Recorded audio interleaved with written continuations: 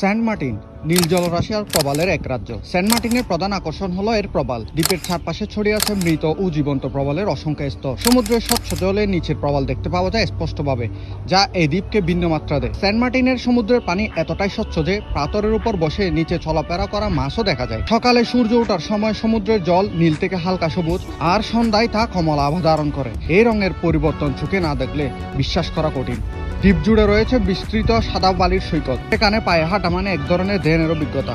Saint Martin থেকে যেন Saint Martin যাওয়ার অভিজ্ঞতা আরো সুন্দর। সমুদ্রের নীল জলরাশি, সাথে উড়তে থাকা গাংচি, দূরের তরি দেখা এবং ঠান্ডা বাতাস, এ যেন স্বর্গ। দ্বীপ জুড়ে আছে অসংখ্য নারকেল গাছ। বাতাসে দুলতে থাকা গাছগুলো একদিকে যেমন ছায়া দেয়, অন্যদিকে দ্বীপের প্রাকৃতিক দৃশ্যকেও আরো নান্দনিক করে তোলে। যেহেতু সেন্ট মার্টিন প্রাকৃতিকভাবে একটা ঝুঁকিপূর্ণ এলাকা, তাই এখানে রিসোর্টগুলো আয়তনে বড় না করে পরিবেশের সাথে সামঞ্জস্য করে তৈরি করা হয়, যেন আপনি প্রকৃতিতেই ঘুমাচ্ছেন, তাও সমুদ্র দেখতে দেখতে। সেন্ট মার্টিনে সূর্যোদয় ও সূর্যাস্ত দেখার অভিজ্ঞতা অনন্য। পূর্ব দিকে সূর্য ওঠার সময় পুরো দ্বীপ যেন ধীরে ধীরে আলোয় জেগে ওঠে, আর সূর্যাস্তের সময় রক্তিম আলো ছড়িয়ে পড়ে সমুদ্রের উপর।